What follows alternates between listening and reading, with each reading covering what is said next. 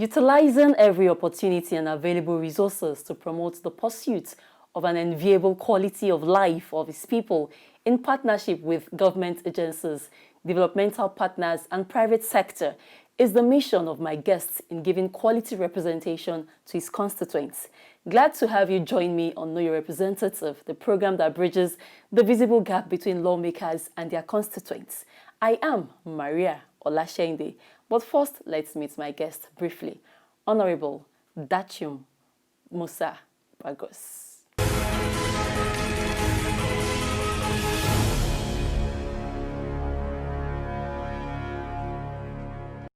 Born on June the 4th, 1977 at Jos Plateau State, Nigeria, Honorable Bagos, a renowned philanthropist, politician, humanitarian, youth activist, and anti-corruption expert, has championed and convened a couple of movements for the sake of humanity, among which are the Plateau Youth G17 Peace and Progressive Forum.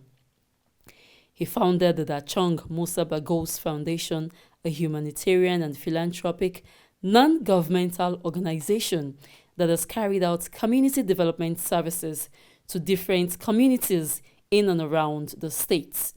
Bagos is an understudy student of criminology and security studies, a discipline that has enriched and shaped his dedication to the country's fight against corruption and insecurity. A humanist whose life has impacted his community and mentored many. Bagos is a member of the following committee in the House of Representatives: House Committee on Anti-Corruption, Financial Crimes, Health Institutions, House Services, National Security and Intelligence, Public Procurement, Rural Development, Solid Minerals, Waterways, Foreign Affairs, Human Rights, Legislative Library, Research and Documentation. Honorable colleagues, I rise to move for the second reading of a bill for an act to amend the Nigeria Education Research and Development Council Act (CAP) N105, Laws of the Federation of Nigeria, which was established in 2004. I so move, Mr. Speaker and honorable colleagues. A committed church elder, Bagos is married to his lovely wife, Lydia. They are blessed with 6 beautiful children. Honorable Dachung Bagos is a member of the People's Democratic Party, and one of his favorite quotes is, "The future might look confusing. Learn from mistakes of the past, focus on the present, and the future will be the product of your experience."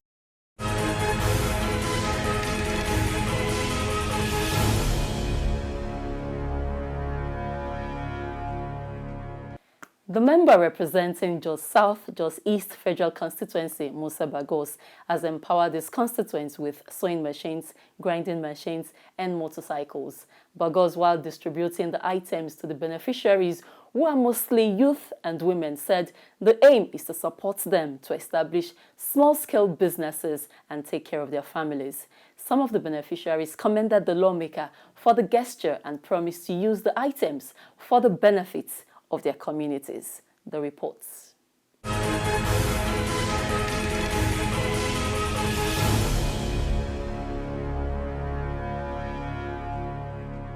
Goodwill messages are still pouring in for the lawmaker representing Jos South, Jos East Federal Constituency over his kind gesture of empowering his constituents with sewing machines, grinding machines, and motorcycles. It really came to me as a surprise because I least expect to be a beneficiary. But to the glory of God, today I am a beneficiary of the Dachung Bagos empowerment program. I am really very delighted to be a beneficiary. I don't know how to express myself because it's come to me as a surprise. And because of the performance of the member, he had already been doing it before he became member. Gaskiya ina cikin farin ciki da yanda wannan bawan Allah nan ya dubi rayuwar mai taimaka mana. Domin wannan na tabbatar cewa in Allah ya so yadda zai ba da gudunmawa ba ma a kai da ni kaɗai ba. Domin duk wanda ya zo zai iya amfana da wannan injin. Abin da ya mana Ubangijin Allah ya saka wa yaransa da albarka. Allah ya sa kuma wannan kayan ya zama alheri a gare mu. In just 1 year, he has achieved this much. The primary purpose of a legislator is to make laws for the governance of this country.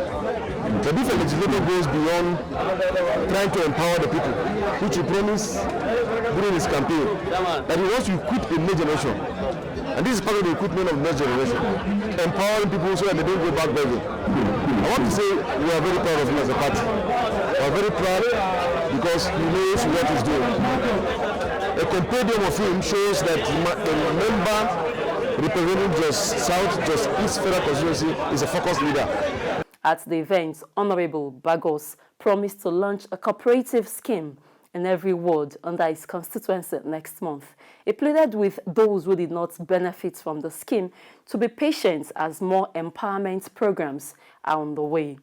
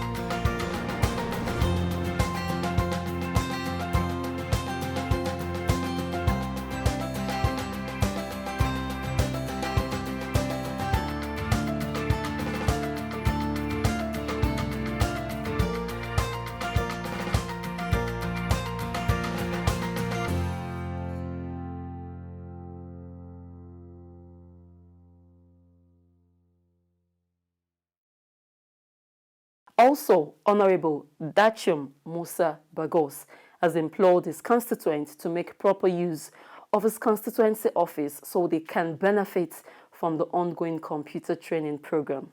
Bagos says the office is fully equipped with all necessary hardware for a suitable learning environment, not forgetting free Wi-Fi access for constituents. During the week, he visited the workshop of one of Plateau State's inventor, Williams Gang, and his team that invented an automated sanitizing machine as a result of the novel COVID-19. The visit by the Honorable is to encourage those inventors, expose their works to attract investment, as well as serve motivation to other young people on the plateau to be creative, thereby equipping the next generation. The beauty of this invention is that the machine can detect if you are putting on a face mask or not, and where you are not putting one on, it will not allow you in. It then would take your temperature before you can go in and then spray disinfectant as well, direct you to use hand sanitizer. Furthermore, the machine has an alarming system where if social distancing is not observed in the case of more than one person standing on a queue, it will trigger an alarm and notify those standing to further stay apart.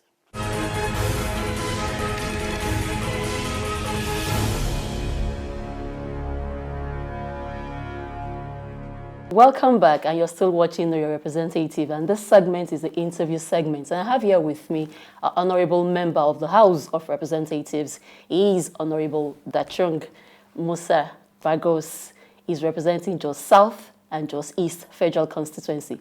You're welcome, sir, to Your Representative. Thank you, Mariah. Okay, so now let's go to education. You give scholarship out, JSS1 to SS3, some SS1 to SS3, scholarship the entire school. Yeah. Personal. Personally. So for how long would you be doing personal? Yeah, as long as God gives us the enabling resources, the strength and the will, we do that. And time will come, because I have a foundation, time will come that definitely, if it's the burden is much, we'll definitely reach out. But I look at an ideology in which I believe that other people and other politicians will look into it. That you have a secondary school in a community, and that community went out to vote during elections. And we always promise people of dividends of democracy. And the dividends of democracy is not about going to house to give somebody 1,000 or 2,000 naira. The people must feel that at one point in time, we have been able to feel and benefit from your stewardship. And in one community of about 5,000 people, you have one secondary school. And in every family, you have a child either in JSS1, either 2 or 3, or at what point or whatsoever level. So one of my cardinal policies is that I'm going around all the secondary schools. And what we are doing in all the secondary schools is that maybe this term we'll pick a school that will pay from JSS1, the entire school, 300 students or so and so forth.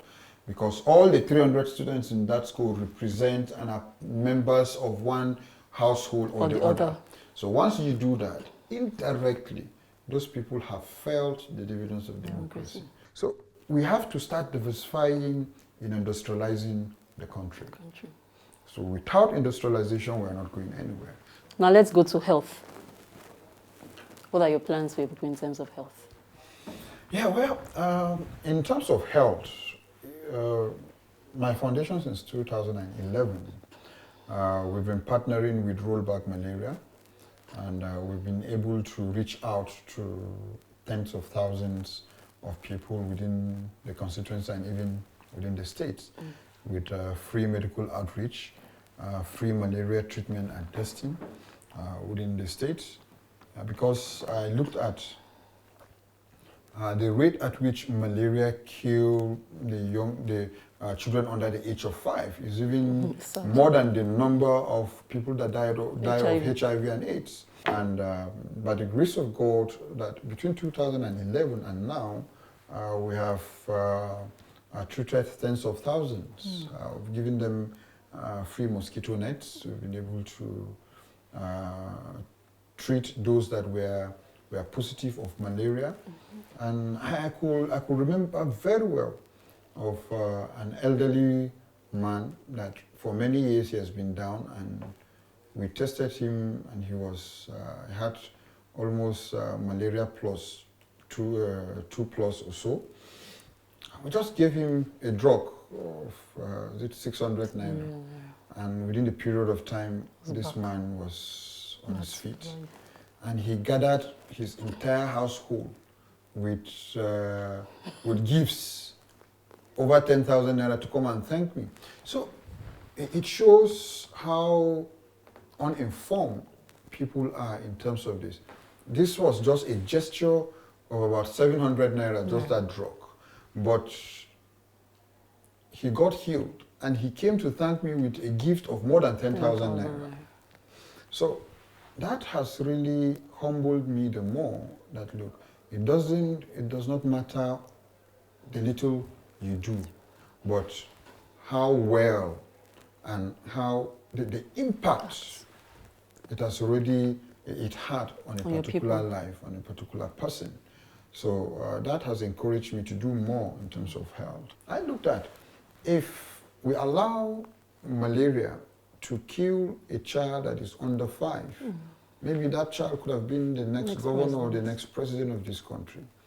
And by the grace of God, my dream and desire in the near future is to have a hospital that one day you will just walk in, whatsoever ailment, and they treat you free of charge. Both in Jos South? Yeah, absolutely. So that's one of the dreams that we have.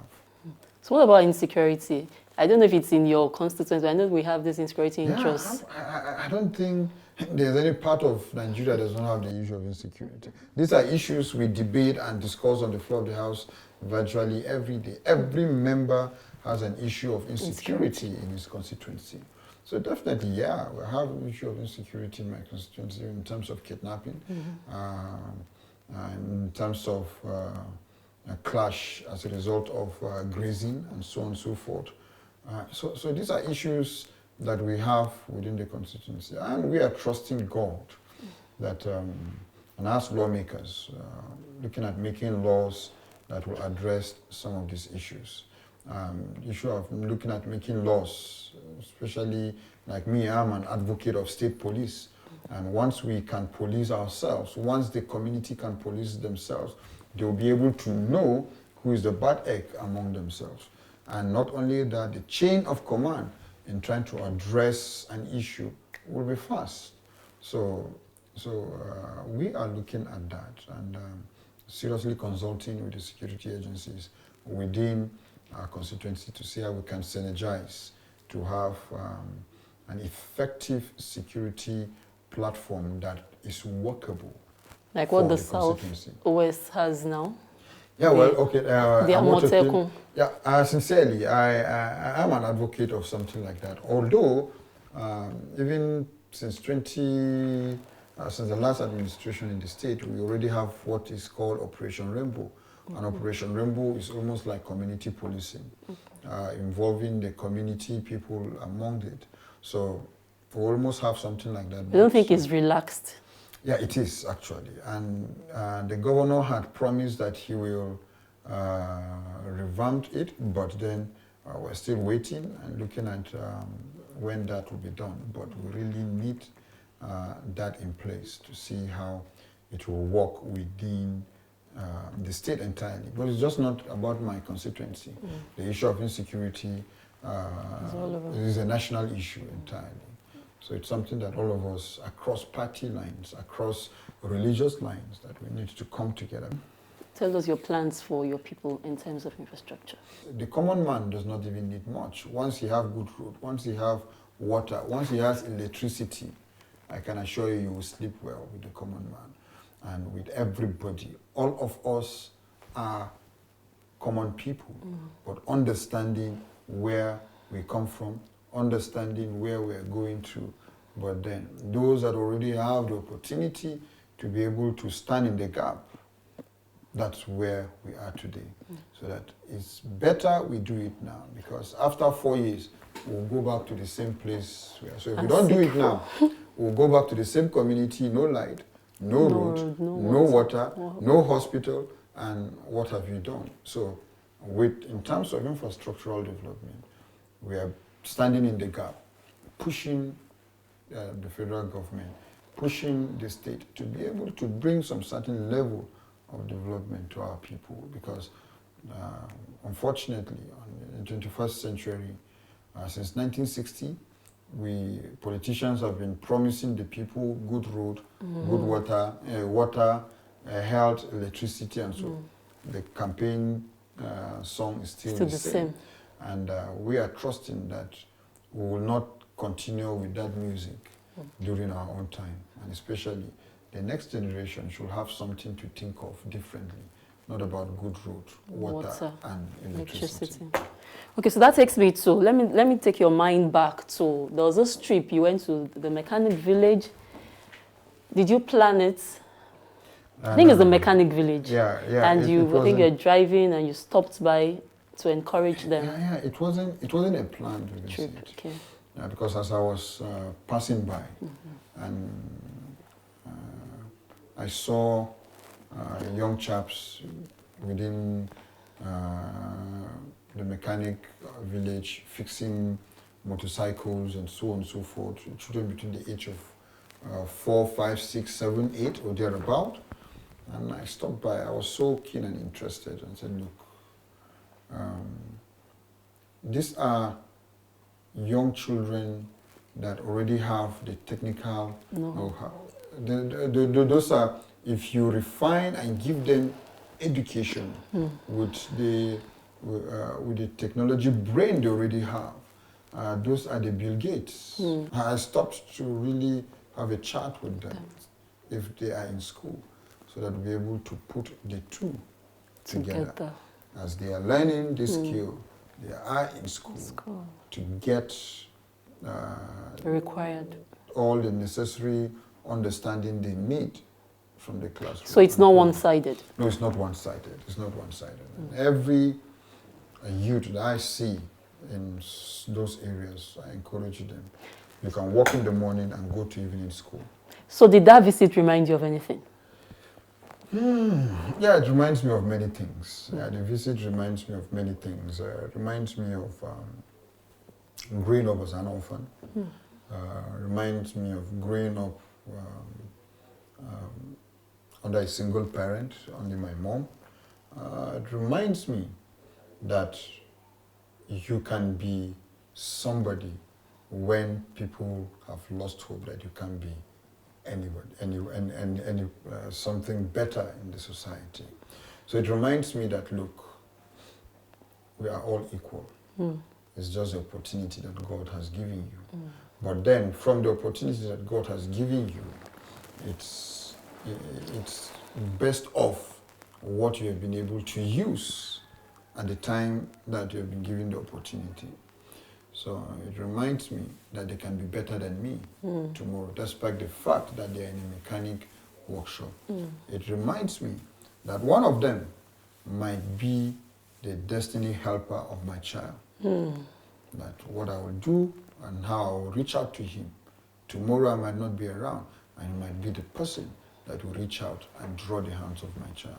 So it reminds me of a lot of things. It reminds me of those days that I used to hawk and sell shoes on the streets. Remind me of those days that I used to sell granite or sugar cane. Remind me of those days that I used to fry puff-puff in the house and supply in shops. So it reminds me of those days that I used to trek from one level of the road to the other road. At the point I was named the chairman of Nigerian Trekkers Association. So it reminds me of a lot of things that they can have it better than what we had during our time. So how often do you plan having such visits? Anywhere and anytime you see and you have the opportunity to reach out, reach out. That's touchy for me. I feel like crying. Okay, so you play the drums in church. You're a religious person. Oh, okay, you're a Christian. Definitely, you're a Christian. So you still, as a lawmaker, you still have the time to serve your God, to play the drums. That's my background. And to me, where I am today is as a result of my reward of service to God. Because I've not yet seen someone that serves God in truth and in spirit that is not rewarded. I've not yet seen. And your reward might not necessarily be riches with money in the pocket or in position like mine. Your reward can be, you can be a person of influence in different areas. God can give you the opportunity that, look, people will look up to you in different areas of life. I'm someone that I don't want to forget where I came from. And that's why my friends since primary school, I still maintain them. Because to me, those are the real friends. When you get into an office, you have friends of the office. And when you leave the office, you leave them there because friends of the office wait for the occupants of the office. But the friends that you grew up with are people that will be there with you in good or bad times. So looking at my activities in the church as a church worker, I take it with all seriousness like I take this office. If I have the opportunity and I'm in the constituency and I need to go to the church when there's no any engagement, I go to the church like any other person. And I try as much as possible. Up till date, I sit in the choir if I go to the church. I try to say, oh, you have a specialty. No, I started from the choir, so I'm still in the choir. So I still sit in the choir, by the choir, up till date in the church. That's my seat. And I told them that whatever position I'm holding will not change the fact that I've been a band member for the past 20 years. Because the position has a tenure, but my service to God doesn't have any tenure. So briefly, we'll now go to the segment where you get to speak with your people in your local dialect. That is how we get to know, fine, you go home, but let's actually know when you go home, how do you relate with them? How do you interact? Well, that's a difficult one because I have, like I said, my place is cosmopolitan, different languages, but my main There's language, the general one. Yeah, my main language, Okay. which I'm a Biran person. In my own tribe, I will tell them that Mafyanga yin di jang yoman and in Dagwete, Piendora tenuyel, Urindi, Ureyene wetian. Ku Pierenda Urisimi Yogodurad Biyin, in Dagwete, Urin Rawe. One mot in Namot Woodlama, Yogo, will di and Uriyene, form woman in team. Thank you very much, Thank you. Honorable Dachung Bagos, for coming on the representative. Thank you. I appreciate it. And that's a wrap this week. You can catch up on missed episode on our YouTube page, Mabase TV. Follow our social media handles showing on your screen. Thanks for watching. I am Mariah Olashainde.